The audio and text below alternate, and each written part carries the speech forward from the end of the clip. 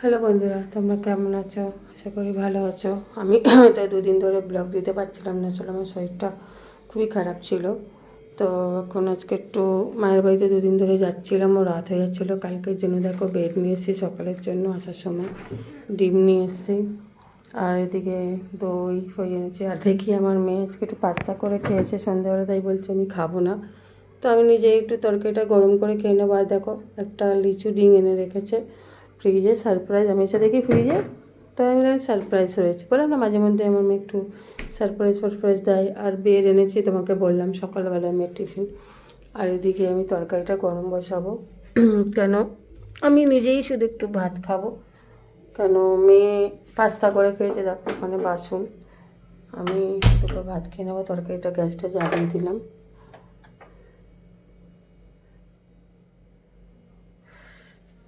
আজকে সেরকম কিছু করিনি। আর আমি আশা করি তোমাদেরকে এবার থেকে রোজ ডেলি ব্লগ দেওয়ার জন্য। আর এদিকে মেয়ে বেডরুমে, আসলে এসি চলছে।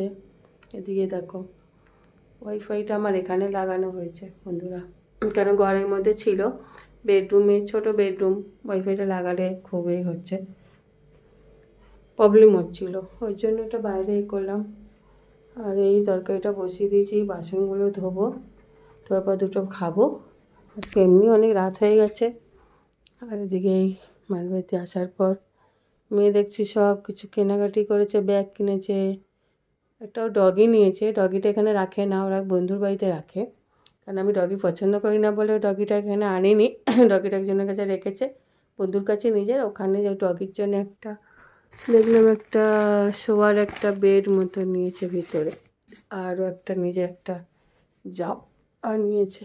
আমার এই ঘরটাকে পুরো মেয়ের সব জিনিসগুলো একদম ল্যাপটপ, তার দেখো না ল্যাপটপ এরমভাবে সব এভাবে থাকে, মানে এখনও রং কালার আপনি সব এদিকে সব ওর মতো করে রেখে দেয় এরকম। সেটাকে আমি পরে আস্তে আস্তে করে ঠিক করি। এইটা আমার একটু বলতে গেলে একটু ঠাকুরই ঘর। আর দেখছো বন্ধুরা, পুজোর এখনও ফুলটা এ করেনি, কেন শরীরটা একটু খারাপ আছে তাই। তো বৃহস্পতিবার দিন পুজো দেবো। আর এবার তরকারিটা হয়ে এসছে, মনে গরম হচ্ছে, আমি দুটো খাবো, খেয়ে শুয়ে পড়বো। কাল এবার থেকে আমি তোমাকে রোজই তোমাদেরকে ব্লগ দেবো। আমি তরকারি দিয়ে ভাত খাবো, আর একটু এর মধ্যে চাটনি দিয়েছে, মাই দিয়েছে চাটনি, এই যে ওটা দিয়ে খাবো। তোমরা ভালো দেখো, আশা করি তোমরা আমাদের ভিডিও দেখবে। আর আর আমি কিছু এনেছি আরও, এই দেখো বন্ধুরা, আমি মায়ের বাড়িতে ছিলাম, মেয়ে কিছু জিনিস এনেছে। দেখো কিছু কিছু সুইগি থেকে এই সব অর্ডার করেছে। দেখো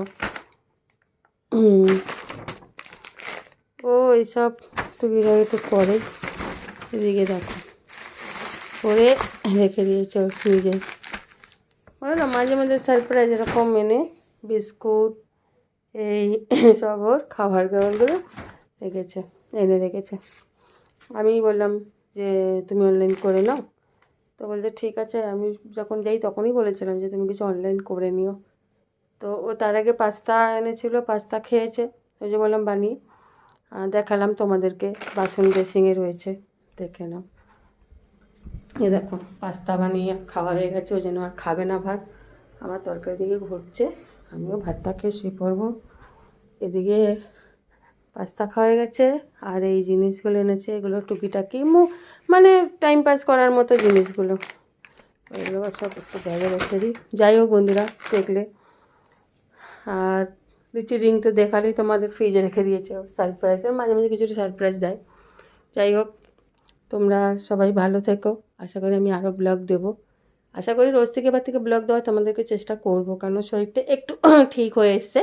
আশা করি এবার মানু আমার তো কাজ করেই যাচ্ছে, কারণ মানু দেখছি দুদিন আসলো, একদিন আসেনি, কাজ বাজ করছি। সকালে তোমাদের সাথে মানুষের সাথেও দেখা করাবো আসলে পরে, কারণ সেই সময়টা আমার শরীরটা খারাপ গেছে বলে আমি একটু দেরি করে বেলা করে ঘুম থেকে উঠছিলাম।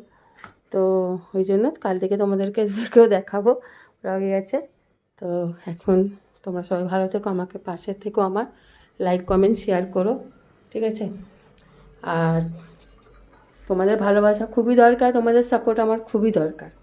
তো তোমাদের ছাড়া আমি ভালোবাসা ছাড়া কিছুই এগোবো না, এটা জানি। তোমরা আমার পাশে থেকেও লাইক কমেন্ট শেয়ার করো আমার ভিডিওটাকে, ঠিক আছে? এবার এগুলোকে গুটিয়ে নিই, ঠিক আছে? গুড নাইট, কালকে তোমাদের সাথে আবার দেখা হচ্ছে।